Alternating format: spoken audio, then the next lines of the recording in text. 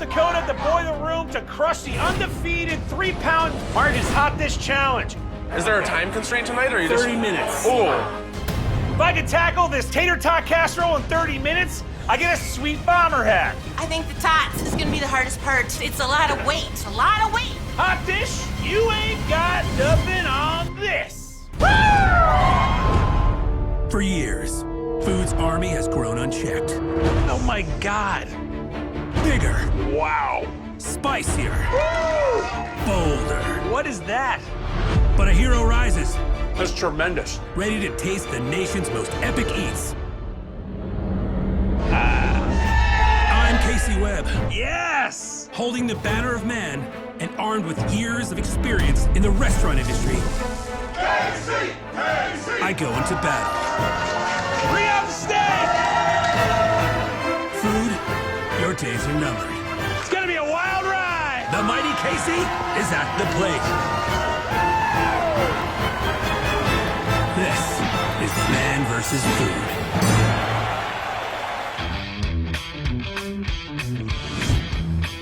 My culinary quest brings me to Fargo, North Dakota for a twist on an American classic, unlikely power duo, and a casserole of epic proportions. Wait, where's that wood chipper? Sitting just on the edge of the Minnesota border, Fargo, North Dakota is more than just the namesake of an Oscar-winning movie. It's a substantial dining destination, all thanks to its massive population of hearty food aficionados. Home to the largest percentage of Germans in the country, North Dakota is teeming with great German food.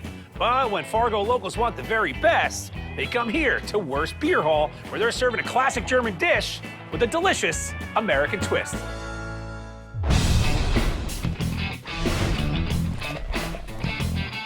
Featuring the finest in Bavarian bites and dozens of brews on tap, Wurst is bringing the German beer garden experience to downtown Fargo.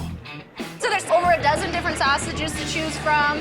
This is a jalapeno cheddar. Yay. This is a hot Italian, and this is a rabbit and rattlesnake. That's a huge pretzel. Can you show me how you actually attack this? You just cut the pretzel, use it as the bun. I have onions, peppers, beer cheese, cabbage, jalapenos, rattlesnake and rabbit sausages on a pretzel.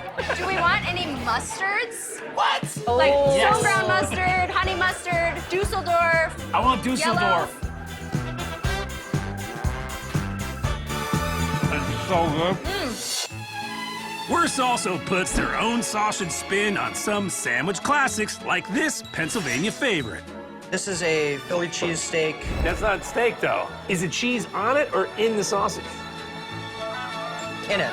It's good. That's really good. But Wurst's most decadent Deutschland-inspired creation doesn't come on a bun. What kind of mac and cheese is that? The best. This is Wurst Beer Hall's Spätzle mac and cheese. Chewy, pillowy dumplings covered in a rich, creamy sauce and paired with buffalo blue cheese chicken sausages. Everything's better with cheese, right?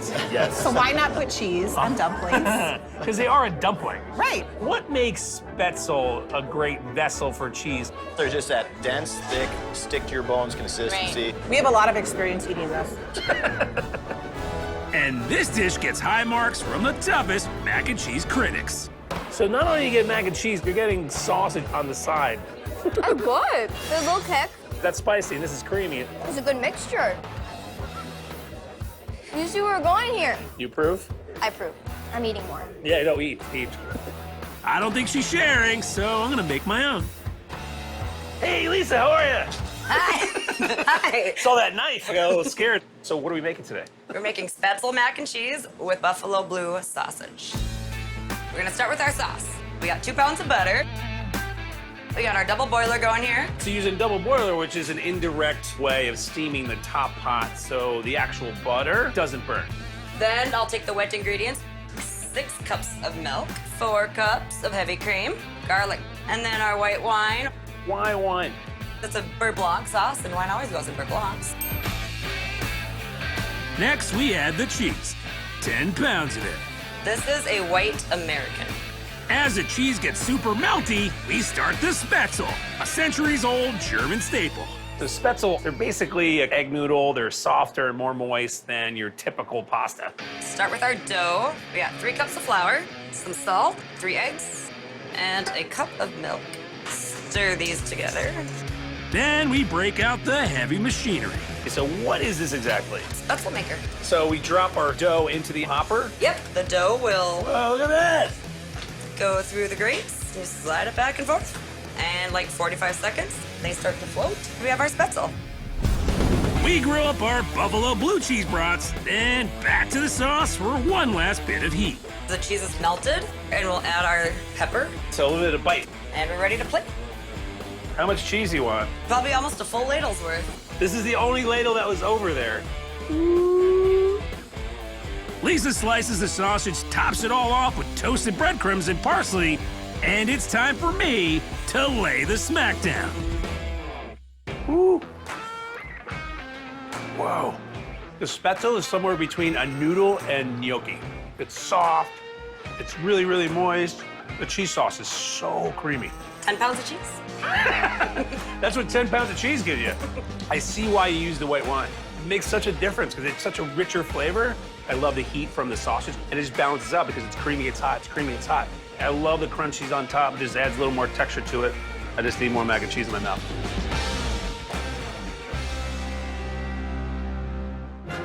I've mastered this mac, but I still have a dish to finish. If it can't feed 10 people, it doesn't get to count as a hot dish.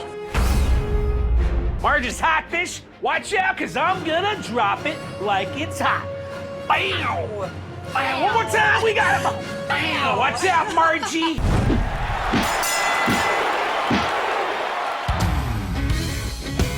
I'm in Fargo, North Dakota, ready to face off against a family-sized hot dish. But before that, I'm chowing down at the most unconventional deli this side of Scandinavia. Food fusion has become a national craze, but here at Fargo's Burn Bombs, they've taken an unlikely pair and created something delicious. Most unlikely pair. Serving Jewish staples with a Nordic twist, Burn Bombs has rocketed from a tiny pop-up to the top of the Fargo food scene.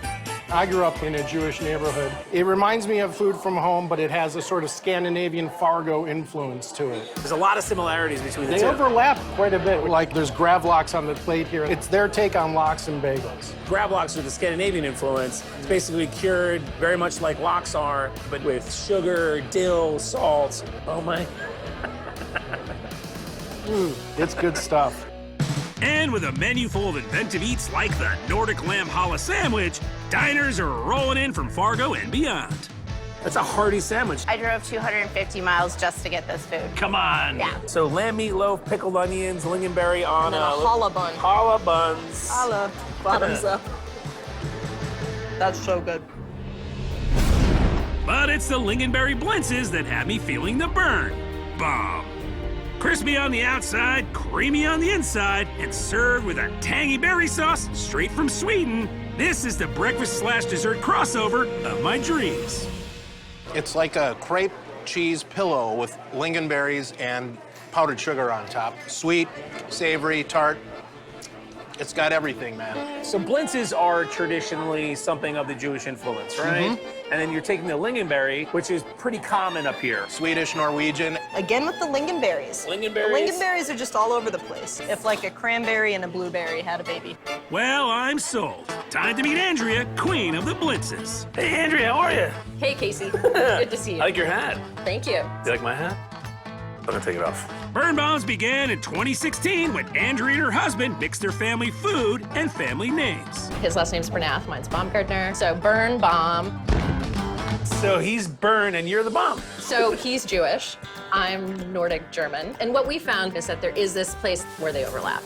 Sometimes in the sweets, sometimes in the flours that are used, and then smoked fish, pickles, things like that. So it makes perfect sense to us. I love mashups. We're making blintzes, right? What's the difference between a blintz and a crepe? Blintzes are the rolled crepe with a slightly sweet filling. Our crepes are actually an Icelandic crepe. It's a pannekuchen, which is a rich crepe with eggs and cream and milk in it. They're a little heartier than a French crepe. We're gonna start with the dry ingredients: sugar, salt, baking powder, flour, cardamom, and the nutmeg. Cardamom is a spice in the ginger family, and it's used in a lot of curries. And it's also used in a lot of Nordic baking. Next, Andrew combines eggs, cream, and vanilla with the other dry ingredients.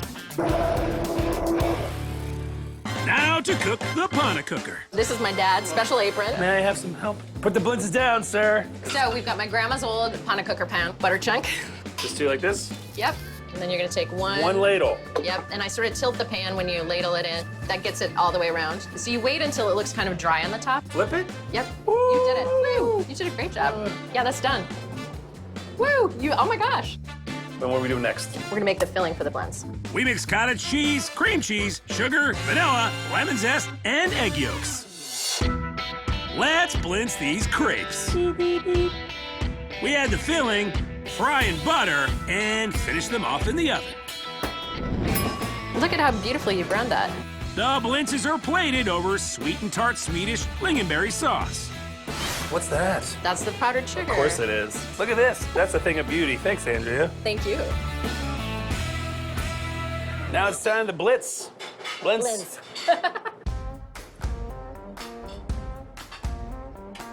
There's so many beautiful things going on at once. Our blintz is so crispy, and you get a little bit of hints of the cardamom there, and then we have our filling, which is really, really creamy.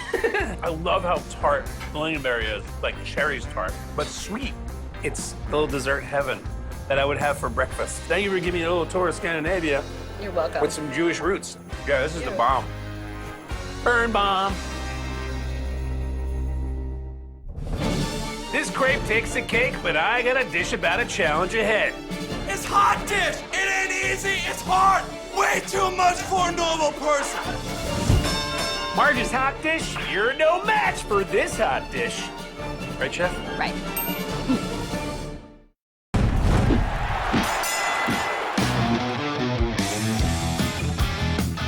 I'm in Fargo at the Boiler Room to conquer the undefeated Marge's Hot Dish Challenge. If I top this Dakota delicacy in 30 minutes, I get a free bomber hat to keep me warm. Please let me win.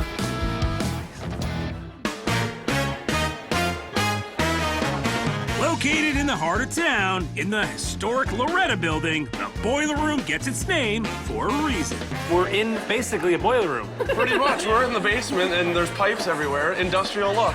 But Fargoans flock here for more than just the underground ambiance. Boiler Room has the best food in Fargo. So what do you got over there? The rumchata French toast breakfast sandwich. Oh, yeah. Then you Cheese, get the... bacon, eggs. That's pretty beautiful. But I can't get distracted. I gotta get the scoop on a hot dish. What is a hot dish? It's just a pan. You fill it with veggies, cream of mushroom, lots of cheese, lots of meat, lots of tater tots. Warm comfort food. You know, everyone around here makes theirs differently. If it can't feed 10 people, it doesn't get to count as a hot dish. Do you remember your first hot dish? I do. You do? Yeah. Something tells me I won't forget my first hot dish either. Behold, Marge's Hot Dish Challenge. A solid brick of Fargo goodness. 3 pounds of impenetrable meat, veggies, cheese, spuds, and sauce, all crammed into one holiday-sized casserole. This is one large Marge, and she's undefeated. Usually it's a family or a gathering of folks that eat out of the hot dish. Right. Not one person. That seems like a reasonable size of hot dish. Yeah, it's tough to finish one of these. So what am I in for? Don't eat it in layers. That's dense stuff. I want to get to the bottom, right? Yeah, pull the bottom to the top and go to town. Is there a time constraint tonight, or are you 30 minutes. Oh. I would just say don't underestimate hot dish. It's gonna fill you up. There's a lot in there. I project confidence as I head to the kitchen, but my hot dish dread is palpable. Don't underestimate the hot dish. Don't underestimate the hot dish. Hey, Ken, how are you, man? Hey, Casey, how you doing? I'm doing great, man. As you know, I got a hot date with a hotter dish, right? Yeah, you've got your plate full today. Marge's famous hot dish is kind of a variation of the classic tater tot hot dish. How much weight? 3 pounds. Okay. That would be what would serve a family of 4. You are today's typical Midwestern family. So what are the rules? You are gonna have to polish this off in 30 minutes or less. And then what do I get it if and when I do finish it? You get a gorgeous, one-of-a-kind Marge's bomber hat. Buffalo plaid, insulated, and if I might say so myself, highly fashionable. And as Marge is currently undefeated, this prize is truly one of a kind. But I have a lot of confidence in you. I don't know if I do. Where do we start? We've got ground bison. We are gonna be simmering it. So bison is a lot leaner than beef, so it's important Quite a to bit. watch it while you're cooking because it's gonna cook really fast under higher heat. Then we deep fry the tots. We make our own tater tots. I love that. And these are made with shredded hash browns, cheddar cheese, and Parmesan. There's cheese in there as well as on the hot dish. Something you might not know about Midwesterners, we love cheese. Now to stack this dish. 1 pound of bison and mushroom gravy forms the bedrock. Then a layer of corn, green beans, carrots, and mushrooms. We top it off with a 1/4 pound of cheddar cheese and 15 tremendous tots. After a few minutes in the oven, All right, here we go. She's a beaut.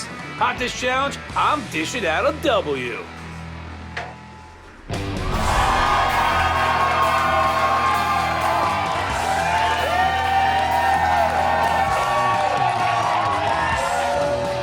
Welcome to the Boiler Room, Casey. You are here to take on Marge's Hot Dish Challenge. There are 2 rules. Eat all 3 pounds of the hot dish and do it under 30 minutes. If you finish it, you get a Marge's bomber hat.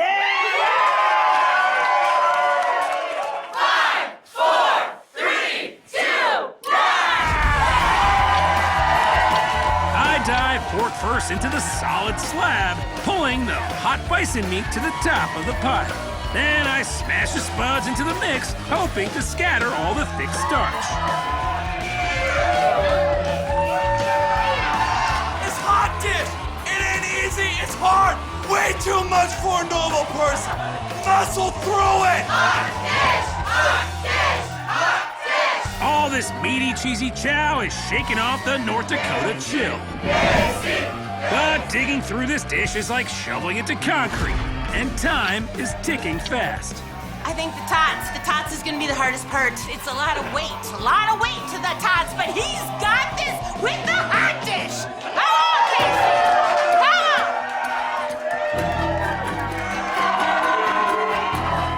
on! I'm putting on a good show, but my stomach feels like a cement mixer.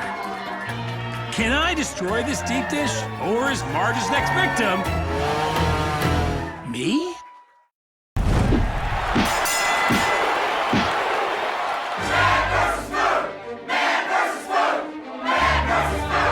I'm at the Boiler Room in Fargo, North Dakota, going head-to-head with Marge's Hot Dish Challenge.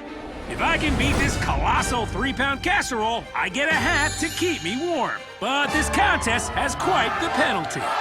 The last person to try this ended up in the wood chipper. 10 minutes has passed. Making Marge proud, though. Keep going.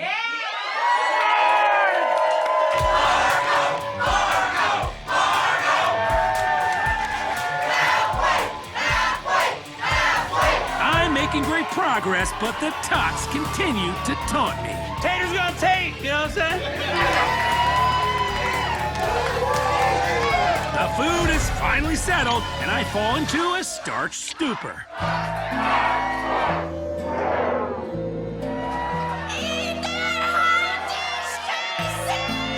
I'm succumbing to the spuds, but a small voice cuts through the fog. Come on, Casey!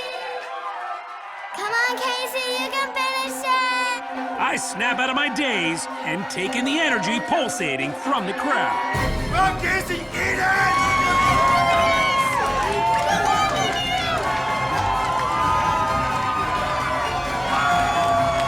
And at that moment, I realize it does take a family to finish a hot dish.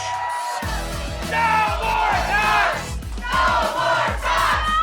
No more tots! With the wind at my back, I tear through the rest of the creamy concoction. Clean your plate! Clean your plate! Clean your plate!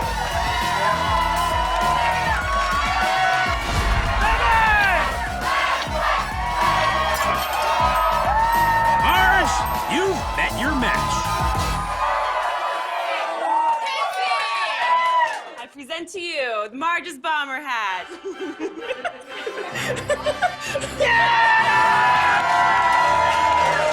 proud to say, in a battle of man versus food, man